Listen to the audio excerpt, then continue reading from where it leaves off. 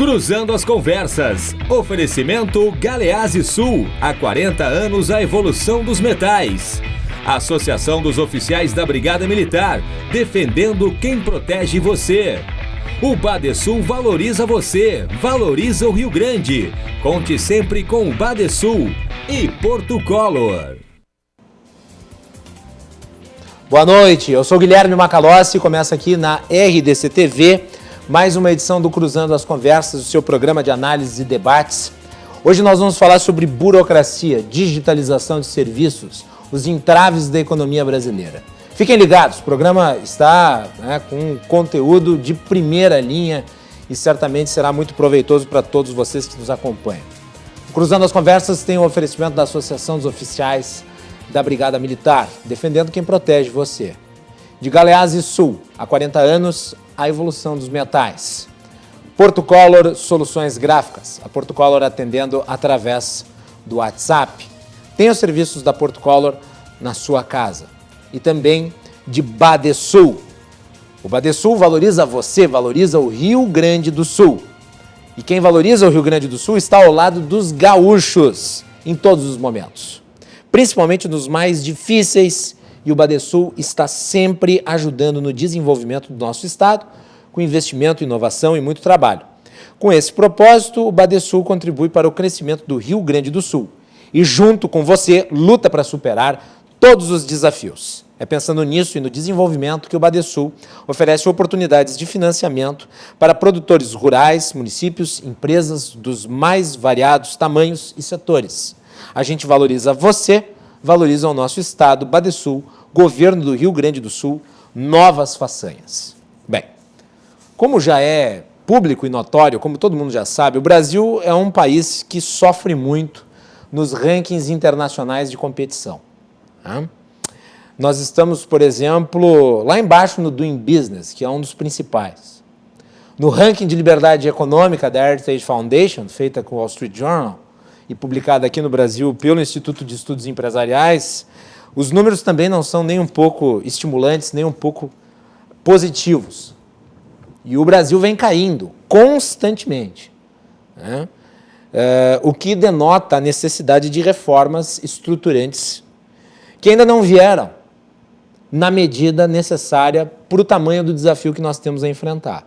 Sim, a reforma trabalhista, que modificou certos aspectos da legislação, teve um papel importante no sentido de, e agora nós estamos vendo, garantir a existência de alguns empregos.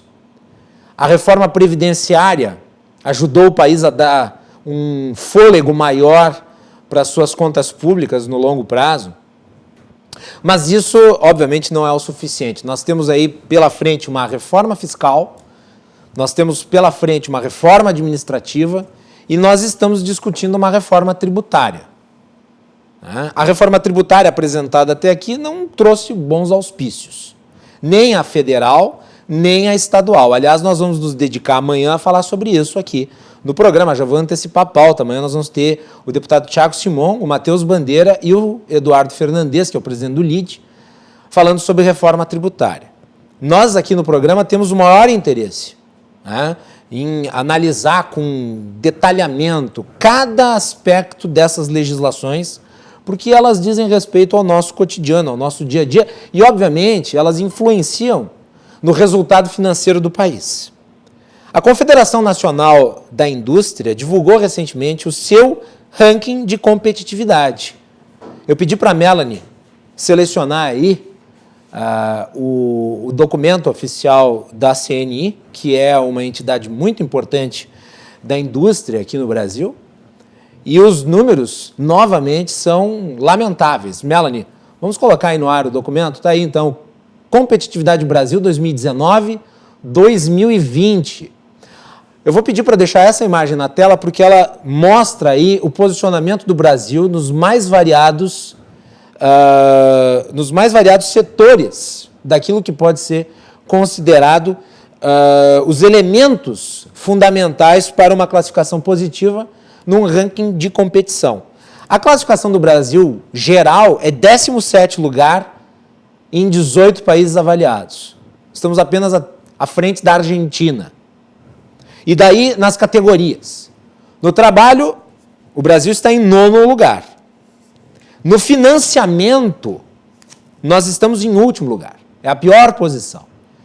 E o financiamento ele diz respeito à possibilidade das pessoas terem acesso, por exemplo, a crédito. E nós estamos vendo as dificuldades dos empreendedores em relação a essa crise originada pela doença, pela pandemia, de obterem os recursos necessários para manterem as suas empresas abertas. O governo teve que fazer muita força para que o sistema financeiro emprestasse recursos, porque nós sabemos a burocracia na hora dos empréstimos também é muito grande. Na infraestrutura e logística, o Brasil aparece em 15º lugar, né, à frente apenas do Peru, da Colômbia e da Índia. Na tributação, que é alvo da reforma que nós estamos discutindo nesse momento, o Brasil aparece em penúltimo lugar também, em 17º lugar, à frente apenas da Argentina. No ambiente macroeconômico, o Brasil aparece em 16º lugar, à frente apenas da Turquia e da Argentina. Vamos para a próxima linha ali de... Está aí, então, as outras categorias: infraestrutura produtiva, escala e concorrência. O Brasil aparece em 12º lugar. Ambiente de negócios, 16º lugar. Educação, 13º lugar. Tecnologia e inovação é o melhor posicionamento brasileiro, 8º lugar. Mas vejam o tamanho do desafio que nós temos pela frente, né? Esses números aí, no estudo consolidado da Confederação Nacional da Indústria, divulgado recentemente, nós colocamos aqui porque acho que é de fundamental importância para o debate que nós vamos ter.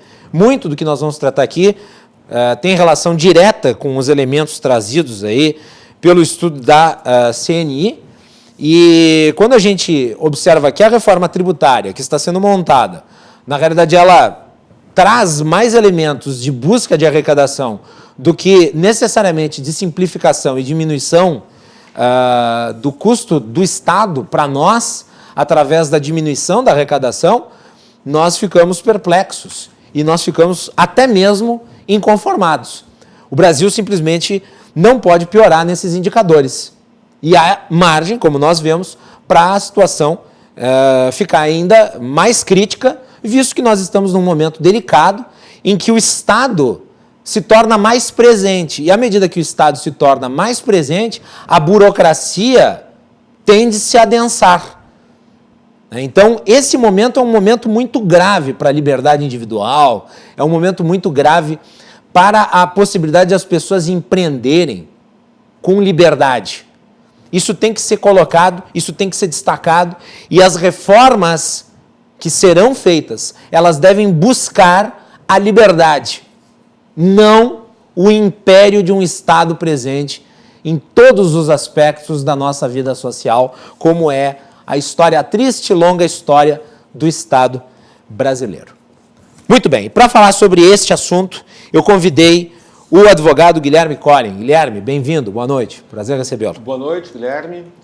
Prazer estar aqui mais uma vez, uma honra, uma satisfação. Obrigado. Quem também está aqui conosco é o tabelião Gledemar Dornelles de Menezes. O Gledemar aí está à frente de um tabelionato que está implementando uma ampla digitalização de serviços, nós vamos falar sobre isso também. Gledemar, bem-vindo, boa noite, pela primeira vez aqui no Cruzando. Boa noite, é uma honra estar presente aqui, a convite do Macalossi aí, boa noite, o Guilherme, advogado aí, que já usa o nosso serviço lá, já conhece. Cliente, né? E é uma honra estar presente aqui para alguns esclarecimentos sobre a desburocratização. Muito bem, e por fim, por conexão digital, por videoconferência, o meu querido amigo Gustavo Fernandes, que é presidente do Instituto Atlantos.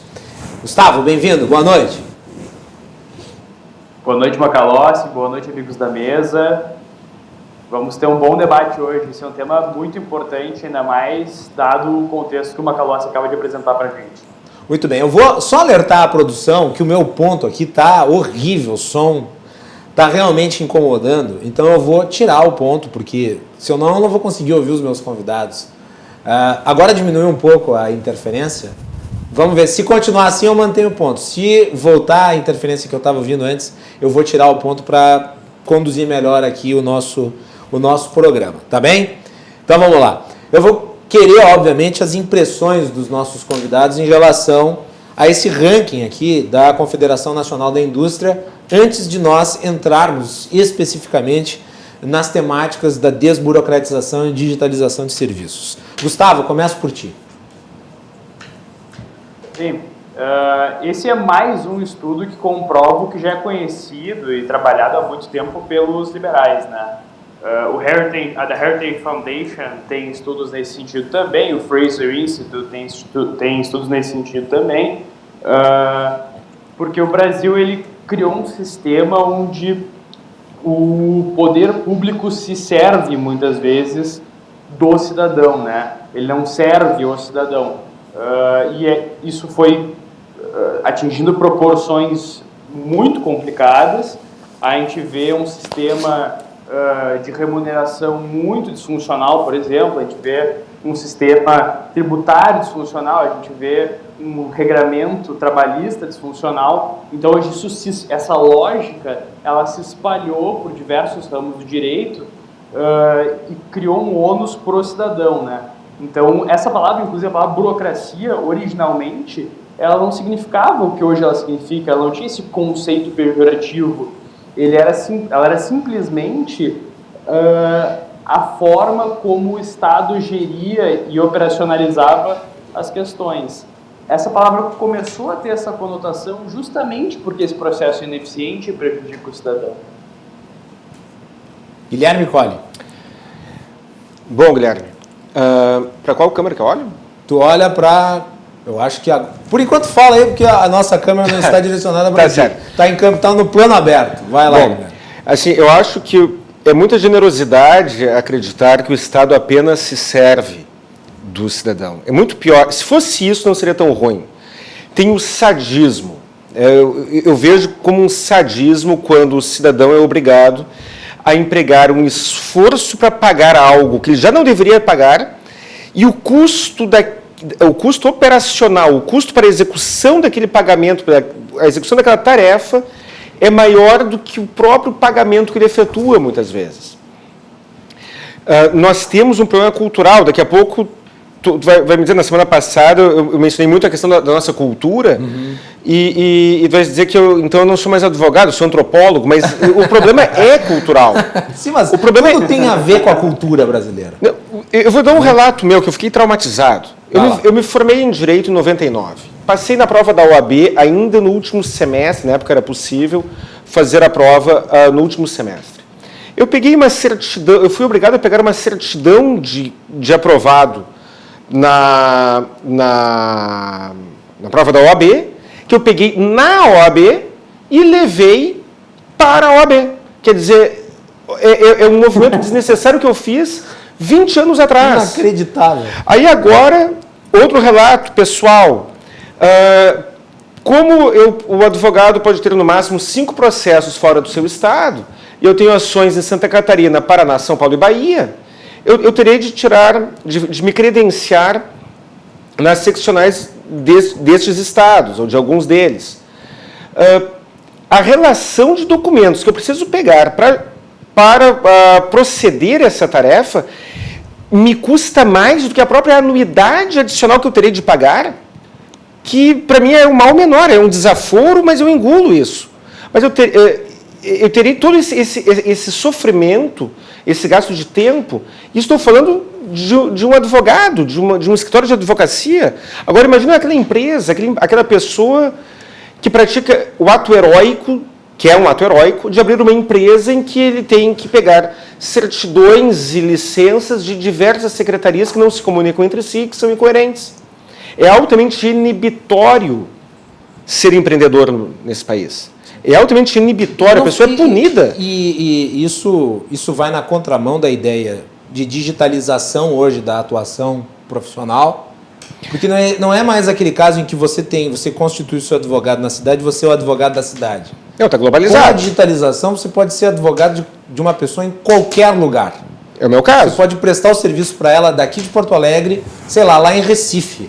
Então, qual é o problema de tu atuar não apenas no estado, né, do Rio Grande do Sul, mas no Paraná, Santa Catarina, São Paulo, Espírito Santo, em si, em todo o Brasil, em todo o território nacional? É medo de concorrência dos advogados? Porque assim, não se justifica, porque os advogados daqui vão concorrer com os de São Paulo e em outros estados, e os de outros estados vão concorrer com os daqui, aqui também. Guilherme, não tem problema nenhum, desde que eu pague uma anuidade para cada seccional. Mas eu não reclamo de pagar. Isso eu já me conformei. A questão é que eu tenho um custo operacional muito grande para atender esses requisitos. E a pessoa que abre uma empresa que envolva alguma questão ambiental, por exemplo, ela é punida, ela é sacrificada.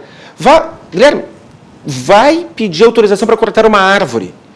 Às vezes é mais barato responder o processo judicial. Mais barato me refiro não financeiramente, me refiro o custo humano. É mais barato suportar uma ação judicial para cortar uma árvore ilegalmente, que esteja caindo, do que se sujeitar a todo o labirinto burocrático imposto pela administração pública para cortar aquela árvore, e a pessoa ainda precisa ter uma boa fé, uma força muito grande nas suas orações para que ele consiga aquela autorização antes que a árvore caia em cima da casa dele, ou em cima de alguém, como aconteceu alguns anos atrás na Redenção, no Parque Farroupilha aqui em Porto Alegre. Então, é humilhante aquilo que o cidadão passa. Então, quando eu vejo alguém dizendo... o Estado... Já sabe qual que é o efeito dessa burocracia para cortar árvore? É que quando vem uma ventania aqui em Porto Alegre, as árvores podres caem todas, causando inúmeros prejuízos para os cidadãos. Exato. Inúmeros prejuízos. O meu amigo Ramiro Rosário... se a prefeitura exige a autorização para Deus quando ele manda uma ventania que derruba uma árvore. Sim. Então, assim, dizer que o Estado... seria muito bom se o Estado apenas se servisse do cidadão. Tem que melhorar muito para ser apenas isso de ruim que nós vivemos hoje. Ô Gustavo, e antes de passar aqui a palavra para o Cledemar, mas eu queria apenas mencionar, o Gustavo deve saber que o Brasil ele é um produtor, talvez um dos maiores produtores mundiais de legislação inútil, o que obviamente impacta muito na possibilidade das pessoas empreenderem, viverem, terem segurança jurídica. Existe o princípio da insegurança jurídica. Quanto mais lei é produzida, menos lei é cumprida.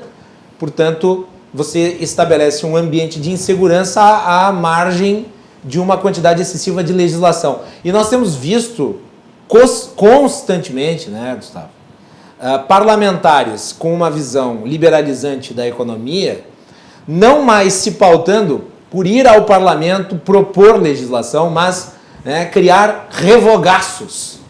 Queria que tu falasse rapidamente sobre isso, porque eu sei que tu é um tema que tu gostas de falar.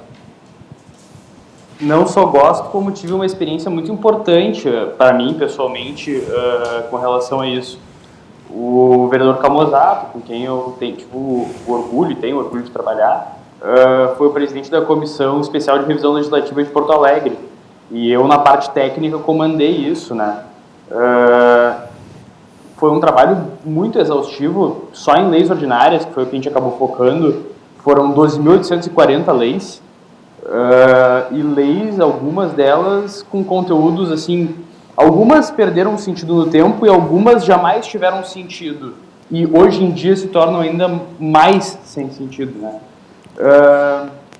e isso tem muito a ver com um problema de como a gente enxerga a figura do parlamentar, na minha opinião também, porque ao final de todo ano tu tem veículos de mídia que vão até os parlamentares e perguntam quantas leis o senhor fez, ou fazer um ranking de quem fez mais lei e tal. Isso denota um problema de como nós enxergamos a figura parlamentar. A vereança, por exemplo, primordialmente é uma tarefa de fiscalização. Ela não deveria ser uma tarefa de legiferante, de produzir muitas leis. Então, eu acho que isso passa muito também por essa mudança de visão do parlamentar e da função do político que a gente está vivendo. A gente hoje em dia só tem parlamentares com visões liberalizantes, porque antes disso a gente teve institutos, e aqui eu represento o Atlantos, e esse Atlantos é um dos institutos mais importantes aqui no Rio Grande do Sul nesse sentido, que promove uma mudança de visão de mundo, de cultura e de princípios para que se compreenda que revogar leis e simplificar também é muito importante. Agora, eu faço uma ressalva. A burocracia, ela é muito ruim quando ela é voltada para o cidadão, mas ela é importante quando ela é voltada para o setor público. Porque se hoje em dia nós já vivemos alguns escárnios, onde se tem um aumento de despesa sem a menor consideração para com as contas públicas, apesar do processo para que se faça isso ser burocrático, imagina se fosse simples. Imagina se fosse simples aumentar o número de cargos no judiciário, no Ministério Público, como a gente está vendo agora na Assembleia. Em plena pandemia, se aumentando despesa, né? Então, se fosse fácil, imagino que seria pior ainda nesse sentido. Então, a burocracia é muito ruim quando ela vai dar para o cidadão, mas quando ela está dentro da administração pública, especialmente em casos de aumento de despesa, ela faz algum sentido. Muito bem. E vamos agora ouvir aí a análise do Cledemar Dornelles de Menezes. Cledemar, e aí? Burocracia, tu lida com ela todo dia, Eu né? lido todo dia, principalmente que o tabelionato, que o sistema registral sempre foi taxado como burocrático, quando deveria ser taxado como segurança jurídica, que ele dá segurança jurídica ao cidadão, ao usuário, e essa segurança jurídica é necessária porque ele normalmente desafoga o poder judiciário. E atualmente agora com essa pandemia foi acelerado, e muito acelerado, quanto à rapidez, quanto à agilidade, quanto ao atendimento pelo provimento 100 do CNJ, que criou o e-notariado. Pelo e-notariado é o documento digital, é a escritura digital. A pessoa não precisa ir ao tabelionato, ele tem que fazer um certificado digital através do e-notariado. Também pode ser usado o ICP Brasil, para quem tem. O advogado já tem ICP Brasil. Ele pode usar essa assinatura para, na plataforma e-notariado, assinar escritura, assinar procuração, assinar inventário, acompanhar parte no inventário. O inventário, quando essas partes estão de acordo, são maiores, no notarial não demora 30 dias, é muito rápido. 30 dias. Não chega a dar 30 dias, pode ser feito em menos de 30 dias. O divórcio, muito rápido, pode ser feito em um dia, em um único dia.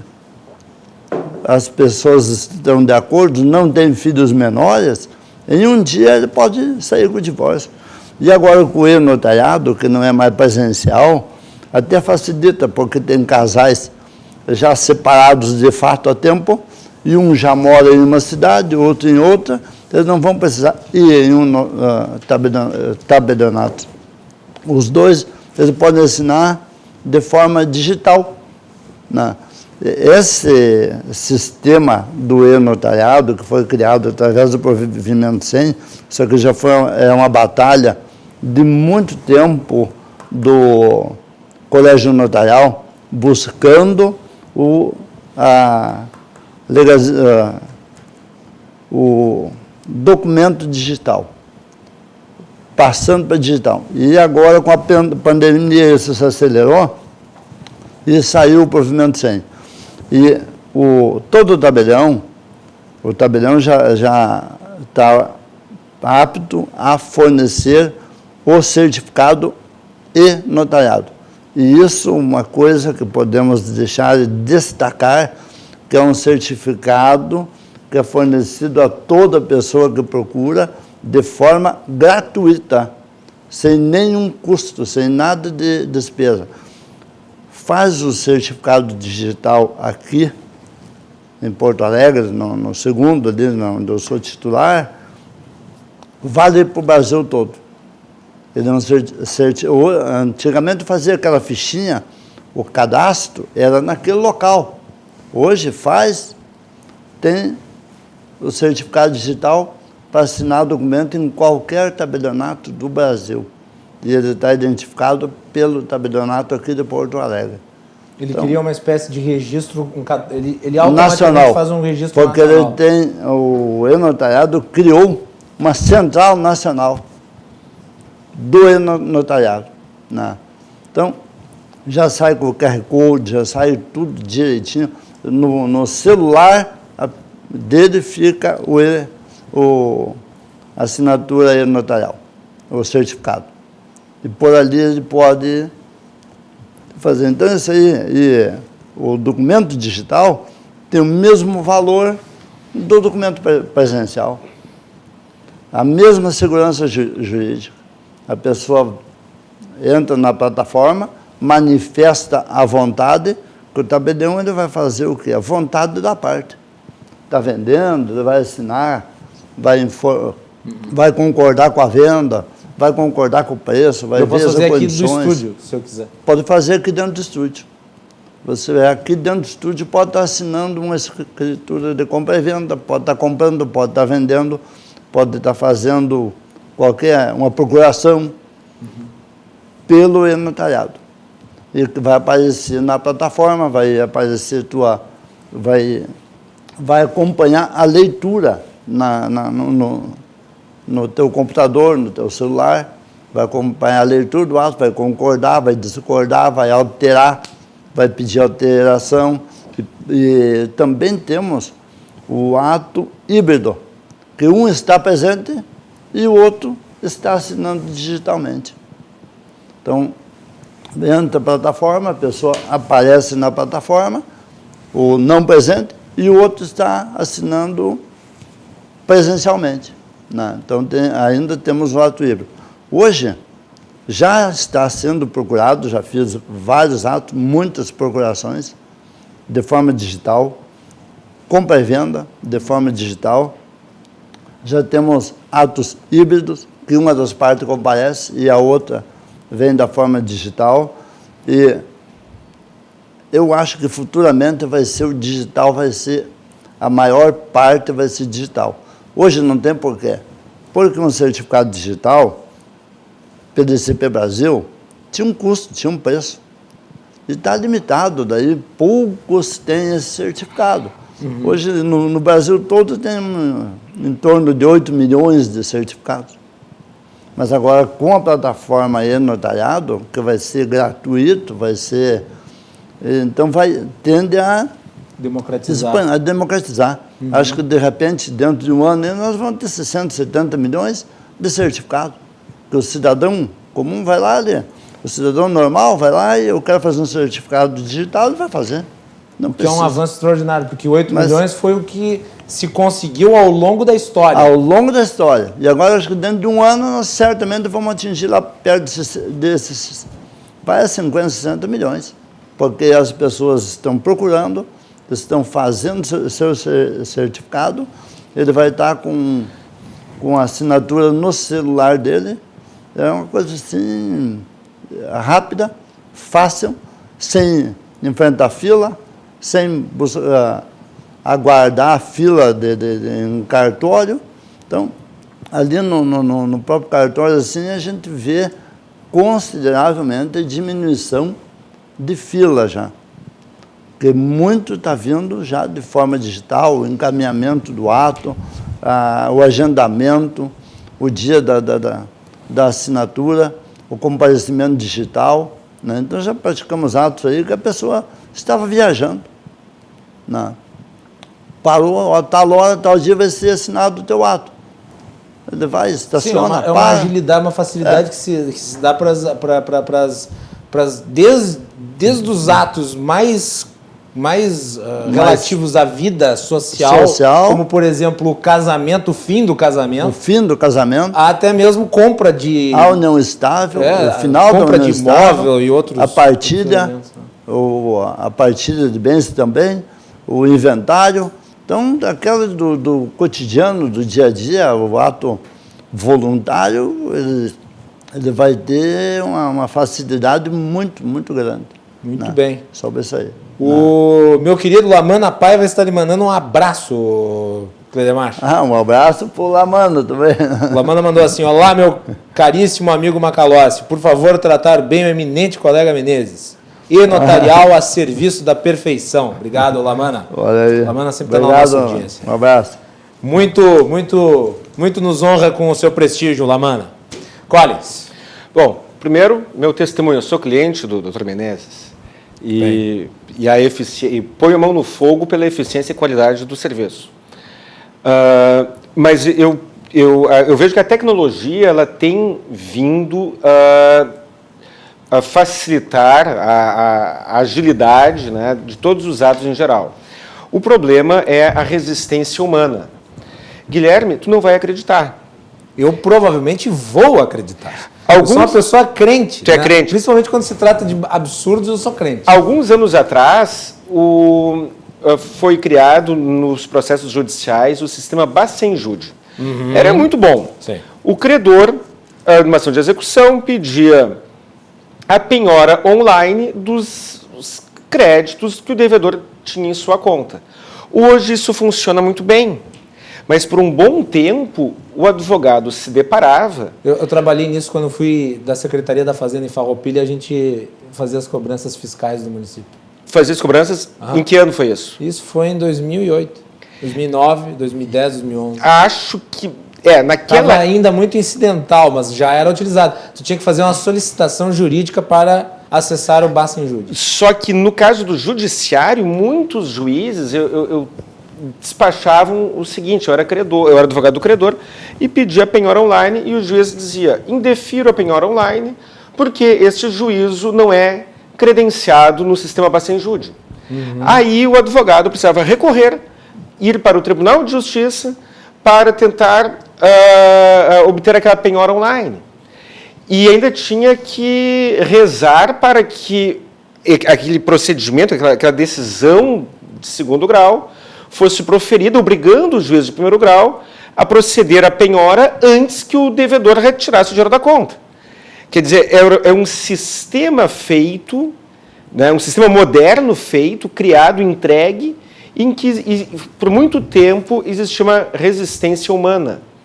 E aí eu vejo isso, que é a tendência da população em geral, primeiro, resistir à praticidade. Parece que essa velocidade, a gente perde a liturgia, perde aquela cerimônia, vou assinar, como é que é? Vou assinar uma escritura rapidinho? Olha, sabe o que é? É o seguinte, nós temos fetiche por isso aqui. Pelo papel. Pela celulose. Temos fetiche pelo papel. O papel, na visão de muitos, é segurança.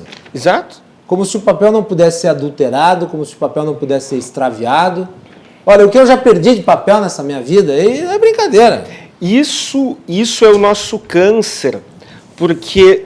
existe a questão da forma se sobrepor à finalidade. Tu sabias que se um contribuinte do INSS, o contribuinte vai para o INSS, ele coloca o código errado na hora de preencher a guia, o INSS se apega nisso, pode se apegar nisso, ou se apegará nisso, para negar-lhe um benefício. Quer dizer, ele efetuou o pagamento. Ele efetuou aquele pagamento. Ele pagou. Só que ele se enganou na hora de colocar o código. E aí o INSS se nega. Não, mas o senhor era contribuinte... O senhor contribuiu aqui como contribuinte facultativo, que é uma categoria de contribuição, o enquadramento, desculpa, de contribuição previdenciária, mas, na realidade, o senhor tinha uma empresa, portanto, o senhor não poderia ser contribuinte facultativo, portanto, o senhor não vai se aposentar. Eu, INSS, fico com o teu dinheiro, não te devolvo, e não vou computar aquele tempo para a tua aposentadoria, que tu pagou, porque tu é um trouxa. E vou me apegar nisso, vou me apegar no código errado que tu colocou na guia, mas o dinheiro que veio para a minha conta, esse fica comigo. Quer dizer, é esse o nível cultural que a gente vive, em que a própria administração pública se comporta nesses padrões. E isso, para mim, não vai mudar com a tecnologia, isso vai mudar com uma evolução humana, uma evolução social, uma evolução humana, em que as pessoas deem mais valor ao conteúdo, à realidade e menos à forma. Outra situação, vaga para deficiente. Se um deficiente físico comprar um carro, pedir uma autorização na prefeitura, colocar aquele adesivozinho ali de portador com deficiência, tiver aquela carteira ali, aquela credencial para colocar no painel do carro, ele coloca numa vaga para deficiente, sem nenhum problema. Ainda que a sua deficiência seja leve, ele tem aquele direito.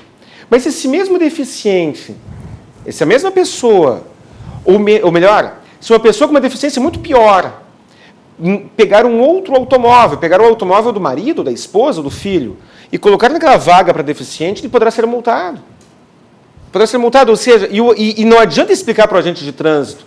Eu recebi um vídeo no WhatsApp de um agente de trânsito multando um condutor que era deficiente, mas que pegou o carro da mulher.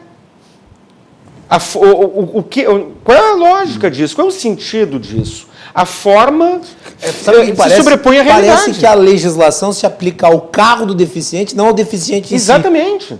Exatamente. Então, é uma série de eventos, uma série de sinais que nós temos de que ainda vai demorar para que nós consigamos essa modernidade toda. Em termos notariais, me parece que nós estamos bem avançados. Mas em termos sociais em geral, o uso vai ser complicado. Muito complicado. É muito complicado. O cidadão, principalmente. Para o cidadão se adequar a isso, ele é acostumado a pegar o papel, ele não é acostumado a olhar digitalmente o documento dele. Mas ele pode imprimir. Ele pode imprimir. O que me parece, e aí eu não sou psicólogo, né? Eu me meto em todas as áreas, mas assim, me parece que o que faz falta é se acostumar a abrir mão daquela liturgia, daquele ritual. Nós agora vamos fazer um ato que durará alguns instantes e estará consolidado. Pô, mas tão rápido? Então, me parece que é por aí o segredo. Né? E antigamente ele pegava a escritura pública, ele ia até o registro de imóveis protocolar. Isso. Hoje, pode terminar ela aqui e envia-se digitalmente ao registro de imóveis. E o registro já aceita, já protocola e já pode... É que isso é burocracia boa. Problema, essa é a burocracia, esse é o ato bom. O problema é quando a formalidade tem um fim em si mesma. E aí nós deixamos de falar de burocracia ou de segurança e passamos a falar de gincana. O que é aquela gincana que as crianças fazem no colégio durante a quermesse de São João? Tem que desempenhar algumas atividades cuja única finalidade daquela tarefa é que a tarefa seja cumprida. Mas isso, como brincadeira, vale. Como brincadeira é perfeito. Mas nós vemos esse comportamento, esses valores gincanescos sendo aplicados na vida profissional, na vida real. E aí o custo é muito alto. E é por essas e por outras que muitas pessoas estão indo abrir empresa no Paraguai. Nós temos empresas, é óbvio que não é só por isso, é claro que é um conjunto de fatores, mas temos empresas que o custo operacional é tão grande, a pessoa gasta tanto tempo para cumprir formalidades exigidas de maneira sádica pelo Estado, que é mais barato ou não abrir a empresa ou abrir no Paraguai. Abrir no Paraguai. Gustavo, vou citar aqui o padre Antônio Vieira. O padre Antônio Vieira dizia que nenhuma parte, tanto quanto Portugal, se gasta tanto papel ou se gasta tanto em papel. E eu acho que serve para o Brasil, né, Gustavo? Eu não tenho a menor dúvida. Até nós temos um tabelião na mesa e nós temos um tabelião de alto nível, porque reconhece a importância de facilitar e desburocratizar. mas infelizmente ele ainda é uma minoria no cenário brasileiro. Não fosse assim, nós não precisaríamos ter tido uma pandemia mundial para conseguir digitalizar os serviços dos tabelionatos, né? Isso poderia ter acontecido em 2019, 2018, 2017, 2016, 2015, mas em nenhum desses anos isso aconteceu. Nós tivemos que inviabilizar por completo a vida civil para que nós pudéssemos parar um segundinho. Talvez a gente possa, né, tentar facilitar um pouco. E assim, eu acho que o que tu comentaste do papel é muito verdadeiro. Nós temos cotas de papel, por exemplo, para as repartições públicas, por exemplo, para um deputado, um vereador, enfim, um senador poder imprimir, que são absolutamente irreais atualmente. Isso vai para campanhas políticas antecipadas ou para panfletagens partidárias. Enfim. E além da cota de papel, Gustavo, além da cota de papel por impressão, os parlamentares também têm direito ao envio de correspondência. Claro, e aí vai ter os parlamentares mais antigos que vão dizer, não, eu tenho, minha forma de fazer política é diferente, eu mando cartinha para os meus eleitores. Olha, o que eu já recebi de parabéns de aniversário de deputado incompetente, aliás, diga-se de passagem, não tá no gibi, viu, Gustavo? Eu recebia muito, agora eu não recebo mais, mas eu recebia parabéns, aí tu olhava lá, era uma baita propaganda do parlamentar. Se eu recebo uma carta... E eu paguei pelo presente, aliás. Né? Eu paguei pela lembrança. Primeiro que eu paguei pelo presente. Segundo, que eu já descarto de cara, porque é uma pessoa que ela não consegue ou mandar um e-mail ou colocar nas suas redes, partindo do pressuposto que eu sigo, e assim, simplesmente invade minha caixa e deixa ali um papelucho que eu não quero para mim. Mas eu estava comentando do custo da burocracia para o empreendedor, e eu lembrei de uma fala do Marcos Lisboa, o apelidado Diabo Louro. Muito bem. Que ele comenta que... E é fantástico, quem quiser, bota no YouTube, todas as aulas dele eu recomendo 100%, o cara é fantástico. Ele fala, eu vendo barrinha de cereal de chocolate. Tá, mas o chocolate ou é barrinha de cereal? Ah, não, é barrinha de cereal de chocolate. Tá, tu vende perfume, mas é água de cheiro, perfume ou colônia, entende? E aí tudo isso vai... Hoje em dia a gente começa a digitalizar isso, mas até pouco tempo, em muitos lugares, isso ainda é feito no papel, entende? Então, agora eu vou puxar aqui para ver se eu estou tributado na alíquota da água de colônia ou do perfume. É um negócio que não faz sentido algum. E outra coisa que eu acho que também é muito problemática, tá? É que todos os processos que a gente faz com o poder público, eles partem num pressuposto de pessoalidade, né? Eu tenho que estar lá para realizar. Eu acho que isso é um legado, pelo menos um dos poucos legados positivos que a pandemia pode nos deixar, é que está sendo repensado, né?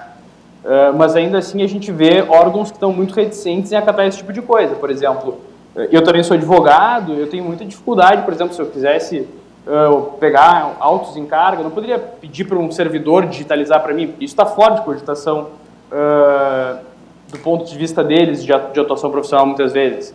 Eu tenho que esperar o fórum abrir para eu poder ir lá num horário marcado, que talvez tenha um servidor para eu pegar os autos em carga e fazer uma digitalização forte. Então, eu acho que agora também parte também de uma mudança de cultura interna dos órgãos públicos de adotar o digital e esquecer a papelada, né?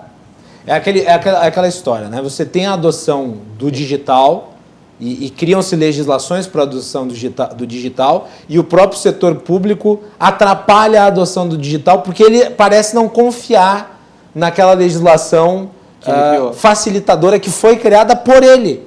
É essa contradição inerente à postura do Estado que acaba fazendo com que o processo de desburocratização, e a digitalização é um processo importante de desburocratização, acabe se demorando mais do que deveria, né, Gustavo? Sim, exatamente. Isso não é só cultura, tá? Eu acho que tem um fator cultural bem importante, sim, mas tem um fator de incentivos também. Porque se é no balcão ali, eu consigo dar um jeito, eu não preciso te dar necessariamente um documento falando a minha posição, eu posso só verbalizar ela para ti, eu não me comprometo tanto. Nas atividades mais cartoriais, muitas vezes tu cobra um emolumento aqui, cobra um emolumento ali. Então, existe também um sistema de incentivos que a gente tem que reformar agora e que, bem, a máquina pública luta muito contra, né? atualmente tu tem bancadas que estão se dedicando à atividade parlamentar, usando o recurso do pagador de impostos para dificultar uma mudança desse tipo de incentivo. E é por isso que todos os governos são tão reticentes em mandar reformas administrativas, por exemplo.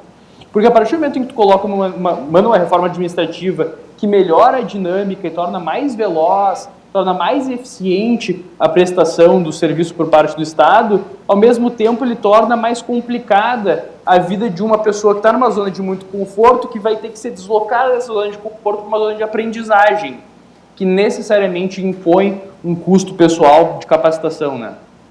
Cledemar. Eu quero contrapor um pouquinho ali do Guilherme quanto à vinda desse sistema digital pela pandemia, porque o colégio notarial ele já vinha buscando há mais tempo.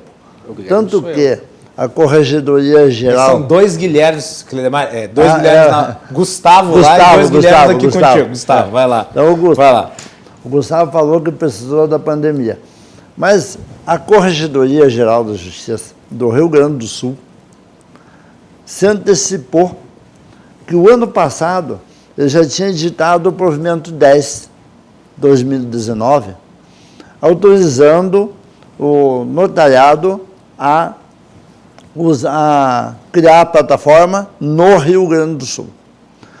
E aí já havia um estudo, desde o ano passado, junto ao CNJ. Agora, com a pandemia, o CNJ acelerou e avocou para si, daí para...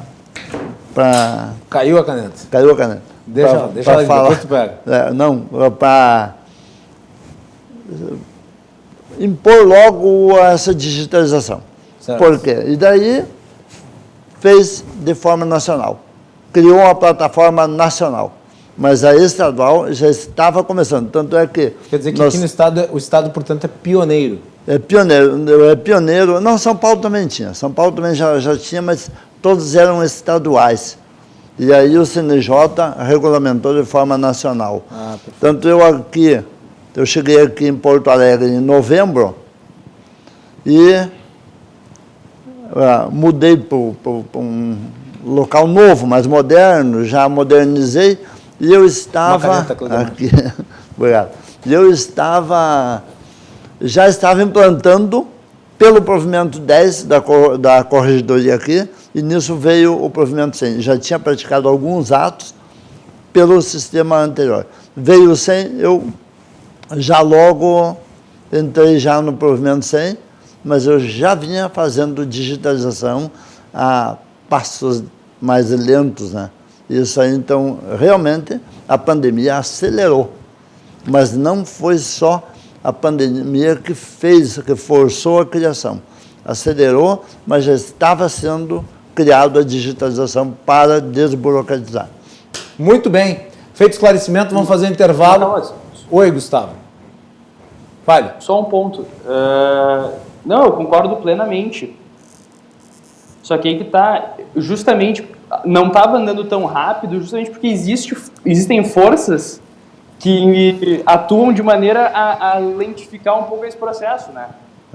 Então, concordo, ainda bem que ainda há pessoas muito pioneiras em todas as áreas, inclusive nos estabelionatos, e que já haviam um provimento nesse sentido.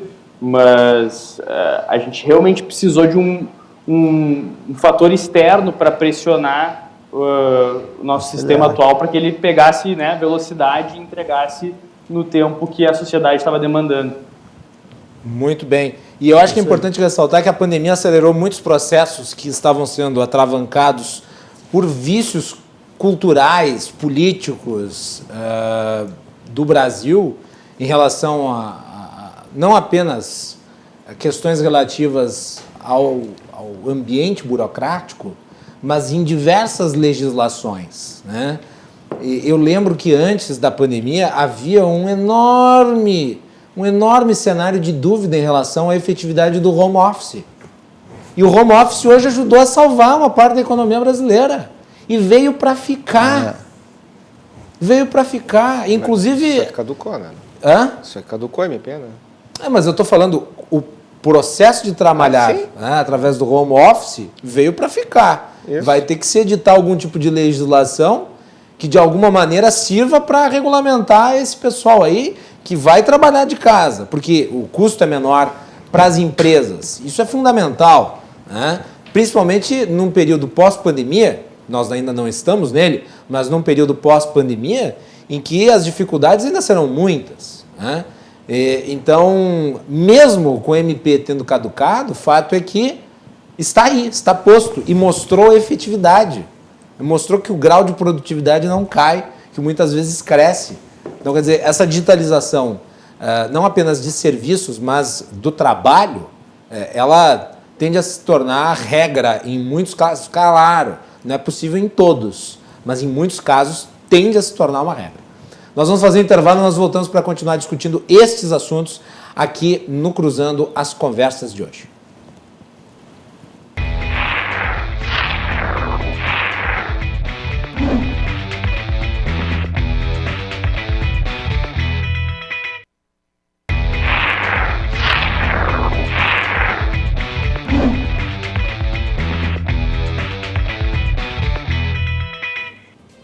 O programa continuou, como é praxe aqui, o Cruzando as Conversas, continua discutindo a burocratização do intervalo, porque afinal de contas, isso que o Cledemar está nos falando aqui, que são iniciativas da parte dele, mas que são pioneiras, são um estímulo, né? E que se levadas para outros lugares, podem fazer o Brasil sim avançar nesses mais diversos rankings aí, porque aqui estamos enquadrados na área da tecnologia e inovação, que diz respeito a todo esse ambiente que hoje nós vivenciamos e que precisa cada vez ser mais dinâmico. Então esse é o objetivo do programa de hoje, discutir este assunto. E na edição nós estamos recebendo aqui no estúdio, além do Cledemar Dornelles de Menezes, que é tabelião, também o Guilherme Collin, advogado, e por videoconferência o Gustavo Fernandes, que é advogado e presidente do Instituto Atlantos. O nosso programa é um oferecimento da Associação dos Oficiais da Brigada Militar, defendendo quem protege você. Galeazzi Sul, há 40 anos, a evolução dos metais. Porto Color Soluções Gráficas, a Porto Color atendendo através do WhatsApp, tem os serviços da Porto Color na sua casa. E Badesul, o Badesul valoriza você, valoriza o Rio Grande, conte sempre com o Badesul. Lembrando que amanhã nós vamos falar sobre reforma tributária. Nós vamos falar sobre reforma tributária, tema importantíssimo. Né? Até mencionava aqui, passando o intervalo, ao fim do intervalo, que o Guedes quer dar uma tungada, né, no imposto de renda.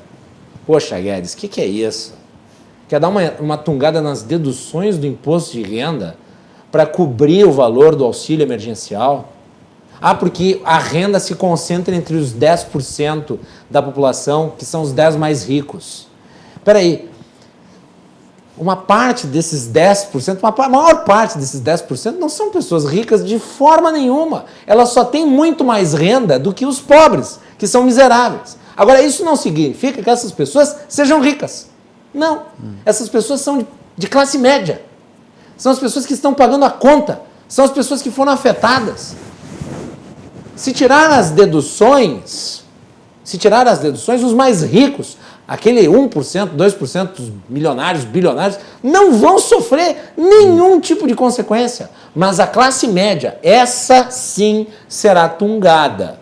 E daí nós estaremos tratando, e isso para um liberal é lamentável, nós estaremos tratando de um problema que é a equalização da miséria sem a resolução de nenhum problema social, porque você vai estar atacando um setor da sociedade, que é a classe média, você vai estar dificultando a vida dessas pessoas e, ao mesmo tempo, você não vai estar dando um ganho substancial para aqueles pobres que precisam de ajuda.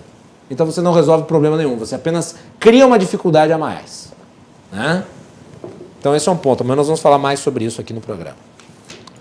Muito bem. Vamos voltar à nossa discussão sobre burocracia. Ao fim do bloco anterior, eu falei sobre o trabalho. E eu queria ouvir aí o Guilherme, que mencionou, né, a caducidade aí da MP que tratava do home office. Olha, Guilherme, quando tu falaste agora que o Estado não vai conseguir resolver os problemas sociais.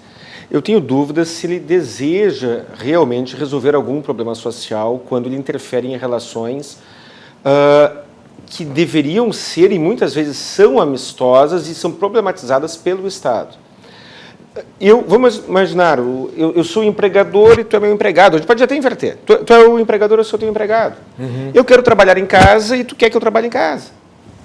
Aí, com a caducidade da MP, o que acontece? Nós não temos segurança nenhuma. Eu não posso fazer aquilo que seria melhor para mim e que tu reconheces que seria melhor para ti também, porque o Estado deseja me proteger e a proteção do Estado vem em meu prejuízo. O que o Estado deveria fazer, ele não faz. Ele não faz e parece que se orgulha em não fazer. E aquilo que ele não precisa fazer, aquilo que funcionaria muito bem sem ele faz questão de dificultar. Eu vou usar um exemplo antigo, uma implicância antiga que eu tenho. O vale alimentação. É muito comum o empregado receber um vale alimentação, mas ele preferiria receber em dinheiro. Mas o que acontece? O Estado obriga o empregador a entregar um vale alimentação para o empregado. E cria mecanismos jurídicos que seriam benefícios para o empregador, porque não haveriam alguns reflexos trabalhistas ali. Porém, ele cria o problema e vende a solução. E aí, então, o que acontece? O empregado recebe aquele vale alimentação, o vale alimentação é de R$10, digamos, mas custa 11 para o empregador, e a empresa que recebe o vale recebe 9, porque alguém fica com essa diferença. E aí, o empregado que tem aquele vale alimentação na mão, ele quer comprar bergamota, quer comprar melancia. Ele poderia comprar no caminhão ou na esquina daquele pequeno produtor, daquela pessoa pobre que vende, que quer levar comida para dentro de casa, trabalhando honestamente. Só que o que o empregado faz com o seu vale alimentação? Ele tem que gastar aquele vale. Então, ele não vai comprar bergamota no vendedor ambulante da esquina. Ele vai comprar bergamota no mercado que já é rico. Eu não critico o dono do supermercado ser rico. Eu critico a situação de que o Estado problematiza relações, criando problemas, vendendo soluções, e aí deixando uma parcela grande da população refém de opções limitadas de consumo.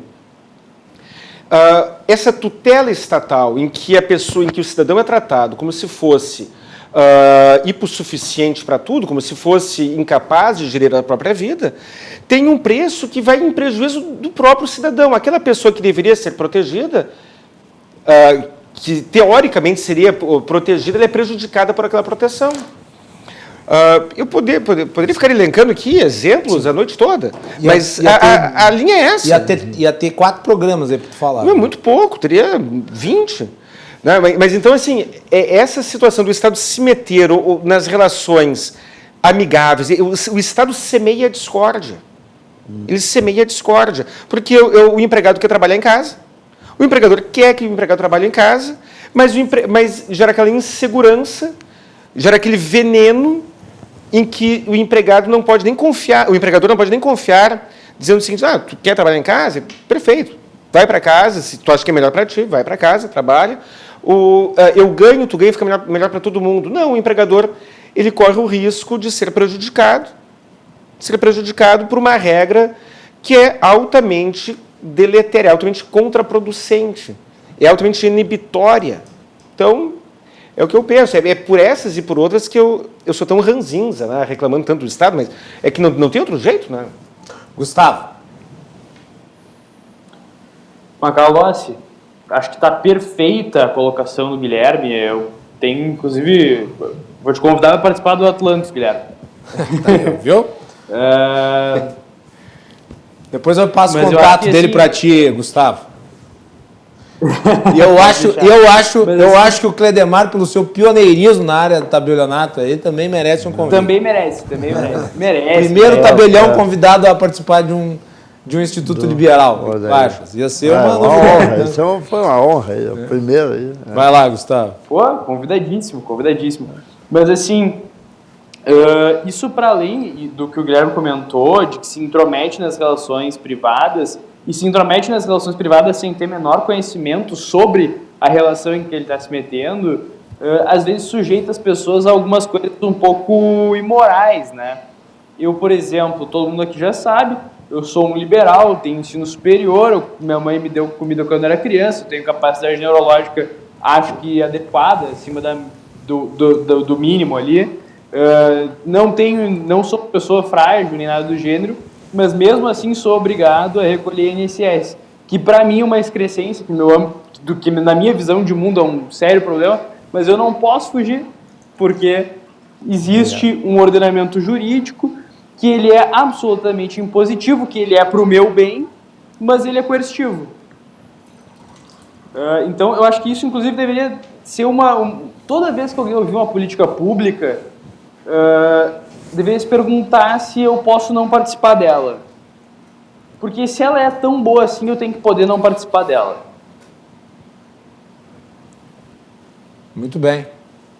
Cledemar, os tabelionatos também... É importante dizer o seguinte, o tabelionato ele é um lugar que serve para cumprir a lei. Não existe nenhuma imposição do tabelionato a ninguém. Quem impõe é o Estado, o tabelionato cumpre a lei. Mas vocês também sofrem com a regulamentação por parte do Estado, que às vezes até gera impeditivos para atualização e digitalização e outros aspectos importantes aí do que nós estamos falando. O Estado, quando o Gustavo falou, o Guilherme ali, ele tem o cidadão como um alienado, que ele não pode, ele definir por ele. Pode estar fazendo um excelente negócio, mas o Estado impõe ele a fazer um negócio pior, às vezes. O tabelionato, naturalmente, que ele vai o quê? Adequar a vontade da parte de acordo com a lei. E o tabelionato é cumprir a lei. Mas, no tabelionato, o tabelionato não faz nada para ninguém, ele faz a vontade da parte. Com base no que está na dentro lei. Das possibilidades da lei. Dentro da possibilidade da lei. Sim. Então, tem algumas coisas que a lei impede. Né? Porque, não, isso não pode. Não adianta reclamar do tabelião. Né? Eu tenho 3 hectares de terra, eu preciso vender 1 hectare de terra. Bom, não dá porque a lei não deixa, porque tu não pode dividir o módulo rural. Então, não pode. Não, mas eu queria demarcar meu 1 hectare. Não, mas não pode. Não pode vender. Então, tem sérias imposições, o tabelião tem que estar dentro dos paradigmas legais, né? Mas sempre fazendo também de acordo com uma parte que é, desde que seja legal. Né? Muito bem. Então, senhores, 23h33, nós temos tempo para as manifestações finais aí. O tempo passou voando, o programa andou rapidamente. E eu gostaria de agradecê-los todos, nós temos aí mais 1 ou 2 minutos para cada um se despedir. Eu gostaria de agradecer a presença de todos. Eu vou começar me despedindo pelo Gustavo, que está por videoconferência lá de Tapes, né, Gustavo? Hoje não está em Porto Alegre. Exatamente. Não, estou visitando meus sogros, estão me recebendo super bem aqui, montaram todo um set para eu poder participar do programa. Agradeço muito eles, agradeço o Macalossi pelo convite, sempre é um prazer estar aqui. Gustavo, dá antes de tu ir embora, antes de se despedir, dá um toquezinho sobre a reforma tributária, que é o assunto de amanhã do Cruzando. A reforma do Guedes, esse negócio de tungar aí as deduções, para mim foi um absurdo gigantesco. Ele está tendo que lidar com algo que ele aceitou, né? Ele aceitou entrar nesse jogo e agora o cenário está fechando, o tempo está fechando, os custos não diminuem como ele esperava que diminuíssem.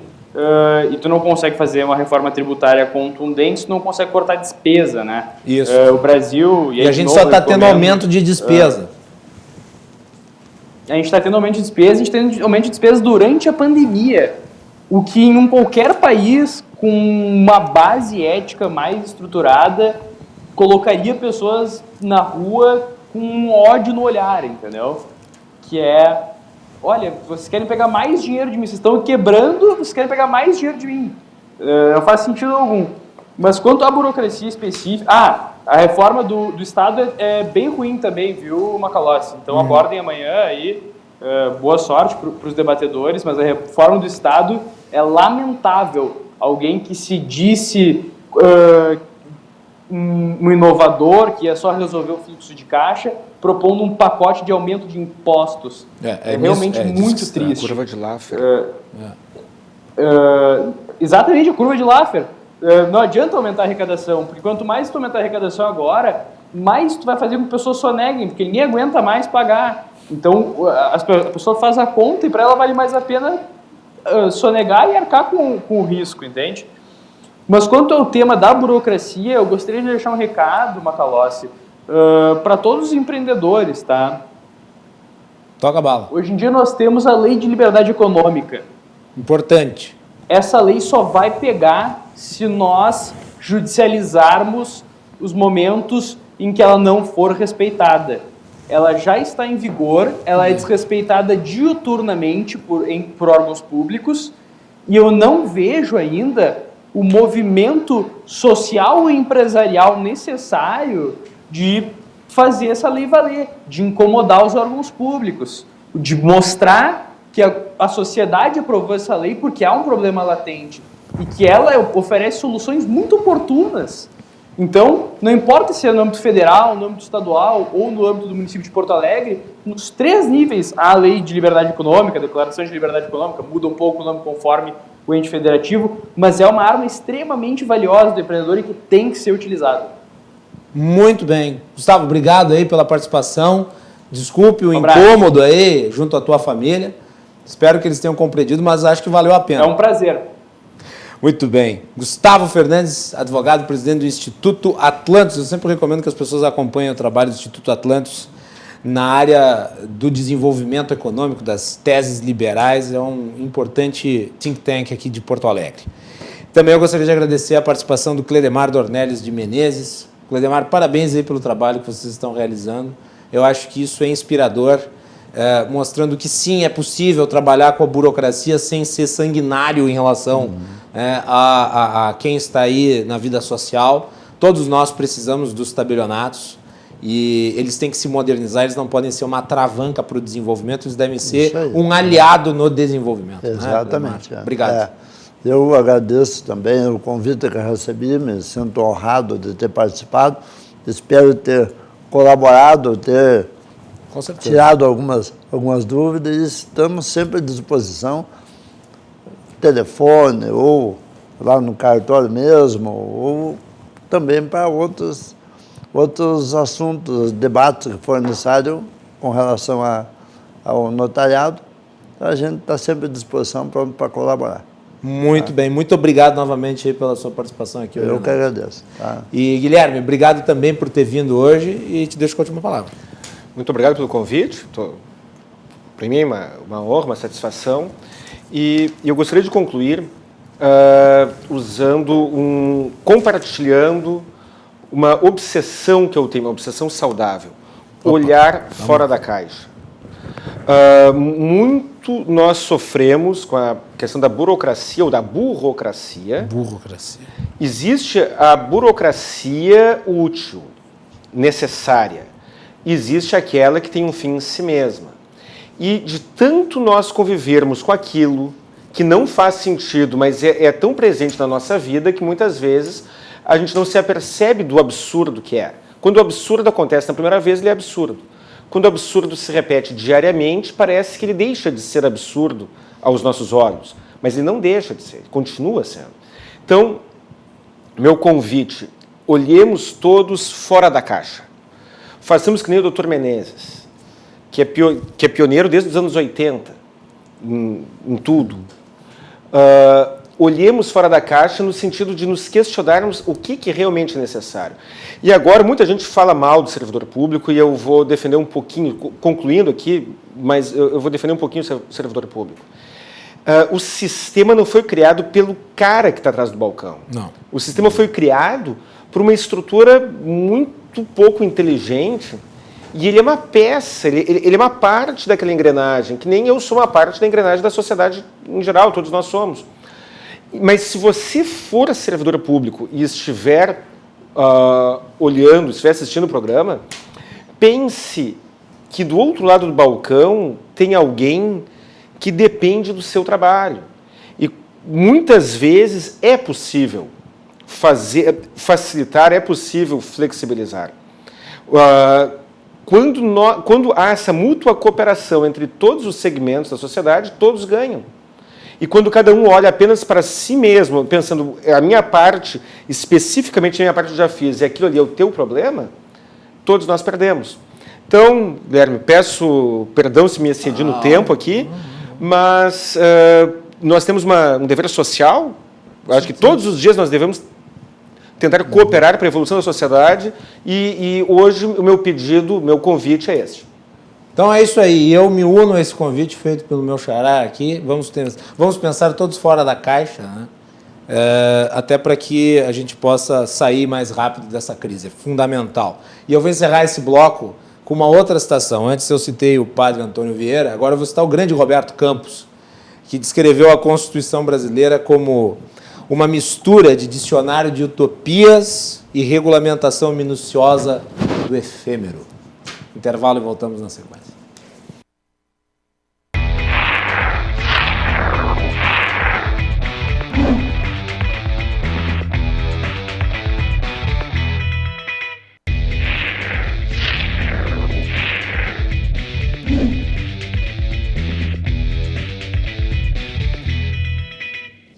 Estamos de volta neste último bloco. Hoje nós não vamos ter a participação do João Carlos Silva. O João está viajando, está em São Paulo, então ele está com uma agenda, né, bastante concorrida. Quando ele estiver de volta a Brasília, ele participa aqui do nosso programa. Já antecipando aqui para vocês. O nosso programa é um oferecimento da Associação dos Oficiais da Brigada Militar, defendendo quem protege você. De Galeazzi Sul, há 40 anos, a evolução dos metais. Porto Color, soluções gráficas, a Porto Color atendendo através do WhatsApp. E também de Badesul Desenvolvimento, o Badesul valoriza você, valoriza o Rio Grande. Conte sempre com o Badesul. Bom, hoje pela manhã o presidente Jair Bolsonaro e o ministro Rogério Marinho participaram do evento de lançamento do programa Casa Verde Amarela. É o programa que visa substituir o Minha Casa, Minha Vida. A Melanie Rupental, nossa repórter e produtora, preparou aí um vídeo com as declarações do ministro Rogério Marinho e do presidente Jair Bolsonaro. Vamos lá. Tá? E a disposição da Caixa Econômica Federal e a redução da remuneração do agente financeiro ao longo dos próximos 4 anos, mais de 1 milhão de famílias no Brasil, com essa alteração, vão poder participar do sistema habitacional no país. Que o Brasil tenha a menor taxa de juros da história no programa habitacional. Cumprimentar os ministros que trabalham incansavelmente nessa questão, bem como o nosso parlamento, que agora recebe essa medida provisória e a aprovará com toda certeza e, se for o caso, farão aperfeiçoamentos. Eu deixei a minha casa com 16 anos de idade quando entrei na Escola Preparatória de Cadeiros do Exército em Campinas. E até aquele momento, meu pai, com 7 filhos, não tinha uma casa própria. E eu me lembro muitas vezes de ter anos que nós nos mudamos 3 vezes dentro da mesma cidade. Foi questão para ele poder renegociar o seu aluguel. Então tá aí, né? Bom, eu acho que é importante nós analisarmos o lançamento desse programa sob 2 pontos importantes. Né? Um relativo à disputa eleitoral em si e outro à disputa interna do governo. Então, vou começar pela disputa eleitoral em si. O programa Casa Verde Amarela, como eu disse na introdução ao vídeo, ele substitui o programa lulopetista Minha Casa Minha Vida, que foi um grande sucesso.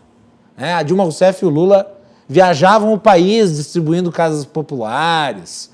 E há um déficit habitacional no Brasil que é na ordem de 6 milhões de residências. É um gigantesco déficit habitacional.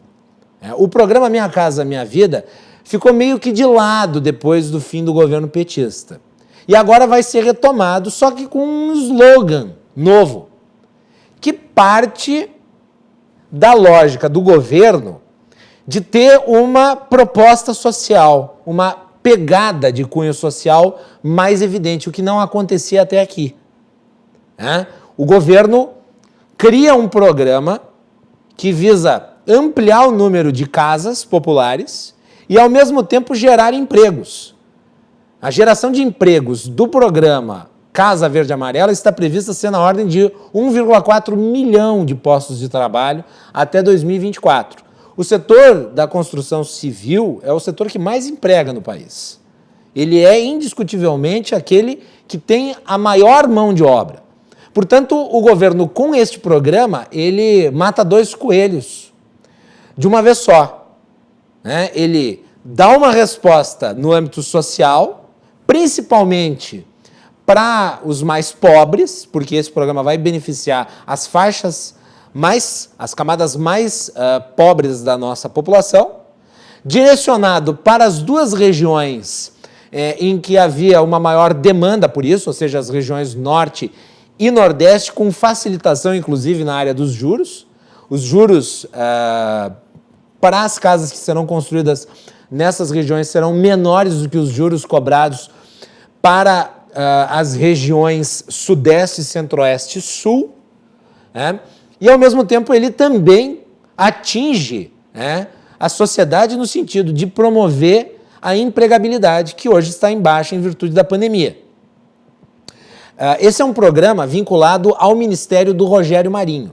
O Rogério Marinho, que é o ministro que lidera a ala desenvolvimentista do governo Bolsonaro.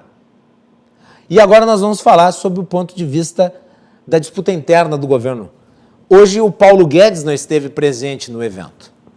Paulo Guedes é um ministro concorrente do Rogério Marinho. E ele não estava lá. Isso é um sinal claro de que há um divórcio entre esses dois agentes que hoje disputam a preferência do presidente da República.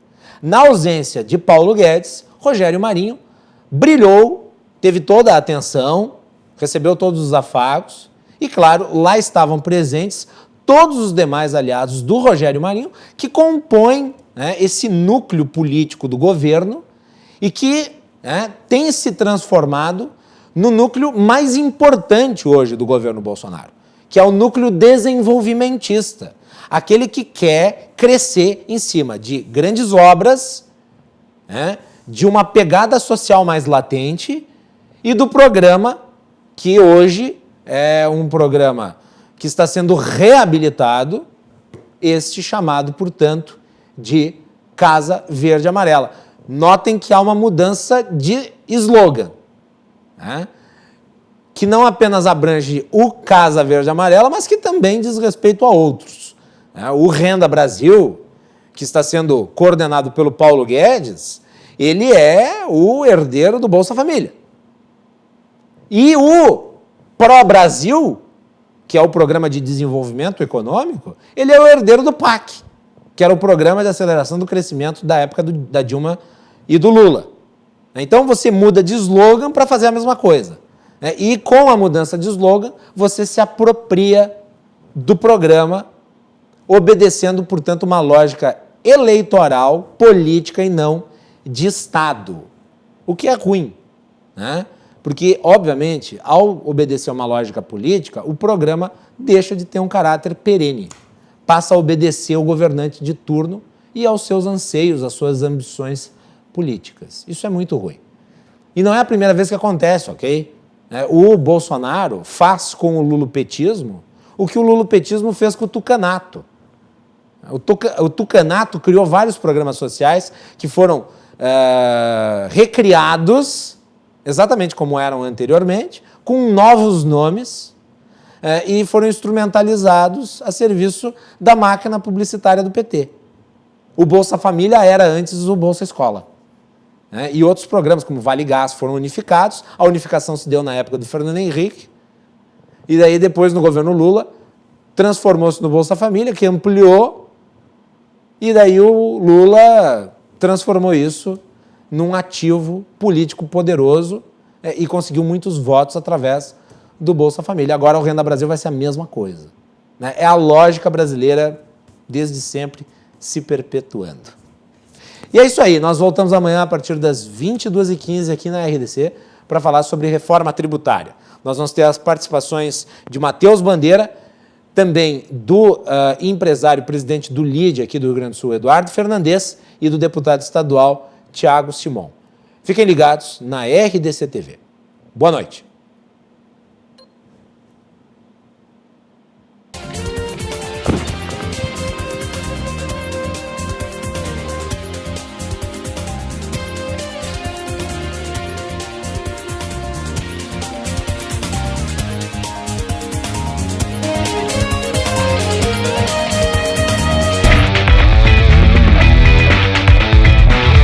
Cruzando as Conversas. Oferecimento Galeazzi Sul. Há 40 anos a evolução dos metais. Associação dos Oficiais da Brigada Militar. Defendendo quem protege você. O Badesul valoriza você. Valoriza o Rio Grande. Conte sempre com o Badesul. E Porto Color.